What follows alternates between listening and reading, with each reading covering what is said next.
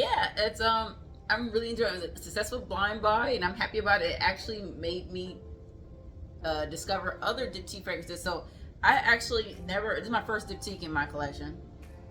I never was attracted to it, maybe because the bottle's not as ornate, but they don't necessarily have to be, right? I'm really into this look right now. But I've been to the boutique Dyptique, I think one time. I think it was in Soho or something of the sort like that.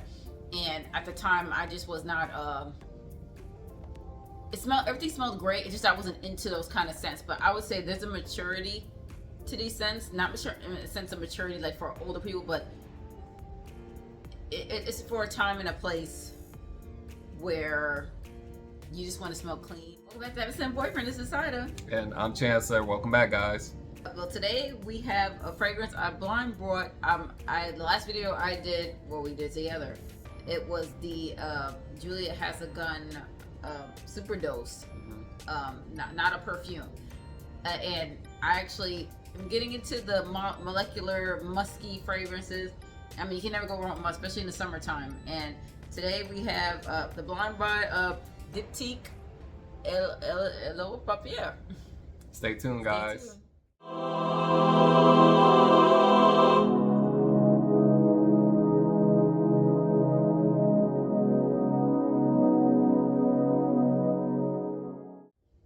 So I blind brought this off the Dyptique website, and of course it came with a nice simplistic kind of minimalistic box. I already disposed of it, and it has like a little cotton bag that it came with as well, and they gave you some free samples along with the order. And the nice part too is that they give you a sample of the fragrance that you actually purchased, so that you don't have to open the box and experience the fragrance, and then if you want to return it, you could return the box completely unopened, so you just sample the fragrance. But luckily for me, it was a keeper, so I kind of got a little travel perfume with me as well. And before we get into the review of the fragrance, like note breakdowns, all that good stuff, I want to take a few moments to address a couple of comments or questions from some of our followers. All right, and the first comment is in regards to the molecular superdose, the last fragrance review that we did. This is from sustainable_me. Says, glad to have you back. I like the idea of highlighting questions in videos. Most times I don't come back to read through other people's comments after I've watched something already. And that's fair. Most of us don't. I mean, I think most of us we consume content, but don't really go through the comment section to see if any questions that we had, any comments or any thoughts that we had will be pertinent to, what somebody else commented on. So, I mean, that is a good point. That's why we're kind of going through this section right now. I don't really do that unless there's something messy in the video. You're like, you want to see if other people said the same thing you said, right? Or thought the same thing you thought, but not in the case of fragrance review. Messy. And then from the second comment is, I'm not sure if I'm pronouncing this correctly, but I'm Yar. Says, first time watching, so thorough but also fun to listen to. Thanks. And we do really appreciate any feedback that you guys give for us, because we don't know how you guys experience us. We hope that we're engaging. We hope that we're adding value. You take something away from each one of our reviews, and that you're finding value and fun or relaxation within our content. There's another comment, but I think Chess didn't screenshot it.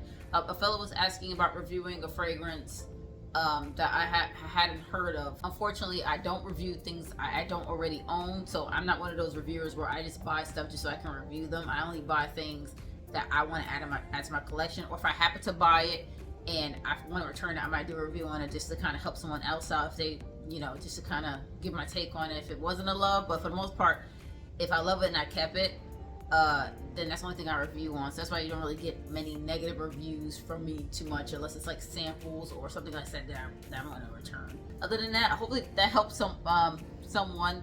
But just don't be offended if I don't respond back saying we're going to review a particular fragrance. If I don't own it in my collection, I'm just going to say, unfortunately, I don't have that fragrance, but I might look into it or look out for a sample. Yeah, nothing personal at all. So let's get into the fragrance. So, L'Eau Papier, right? So this fragrance here is, I think I love the simplistic bottle. I love the black and white.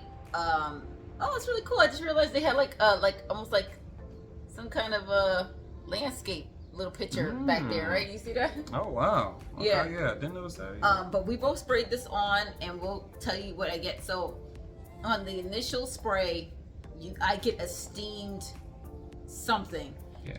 I get the sense of steam because it kind of just rises up and hits your nose, and it just smells really fresh and clean, and it smells warm, and it smells like how steam, kind of like the impression of a moist air, and it was really, really nice.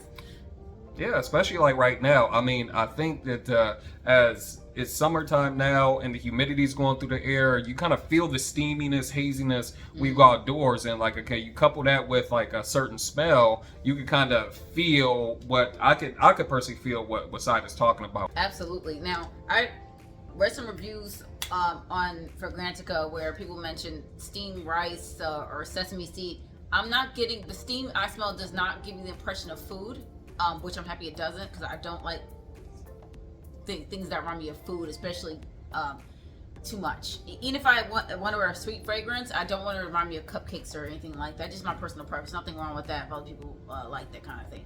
But the steam I smell, so I get the impression of if you had distilled or really clean water and you put it inside of a steamer, and there was a new steamer, you don't smell any of that old weird mildewy smell, and like an old steamer, and then somebody is like steaming a really pristine, not even white, but ivory colored, so it has like a little tinge of beige or warm to the white, and if they were steaming like a gossamer curtain to hang in a really beautiful interior setting or in a mansion, and it's like a really pristine, clean, that's kind of good. Kind of impression I'm getting, not in the sense of it smells clean like it's like cleaning products or anything like that, but it gives me that impression of gossamer or something of that sort. And if you were asking what the weather is when they're doing this steaming and gossamer curtain, I'm gonna think it's gonna be summer. It's gonna be summer. It's probably gonna be a really beautiful summer day that is not too hot, but it is humid.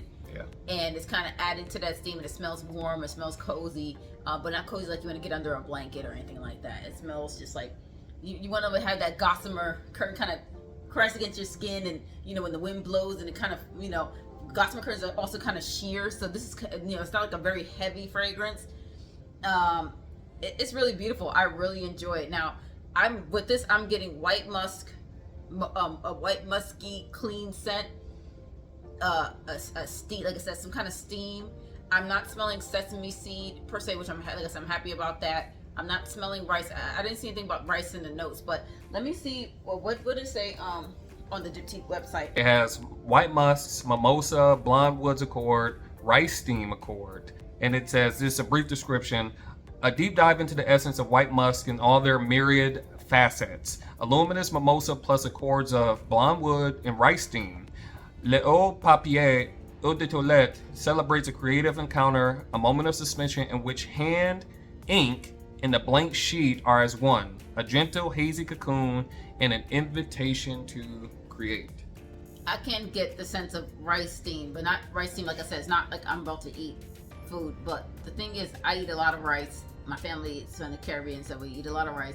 Chancellor loves rice. I cook rice all the time. So it is nice to smell like the steamed rice, and you kind of lift the lid and just kind of woof, and that clean smell, especially to white rice and the grainy kind of, it is really unique. And the blonde woods and musk, it just smells great. It smells clean. It just, like I said, for me, it's a gossamer, ivory colored gossamer curtain, and it smells like this, and the wind is billowing out, making it, and it's like it's almost like that the ozone or the actual air is making the gossamer curtain smell really, really intoxicating. It's not just like the gossamer curtain has been cleansed with like Tide or something. You want to smell attractive, and there's a seriousness almost to this collection, but a playful at the same time.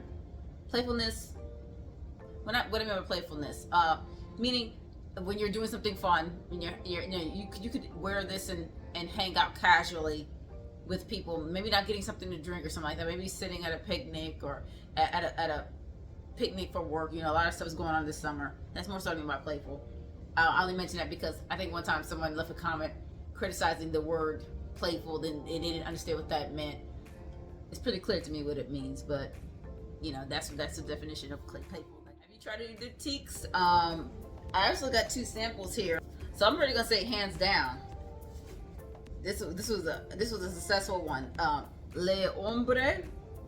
Is it Le Hombre? Ombre Dans Leo.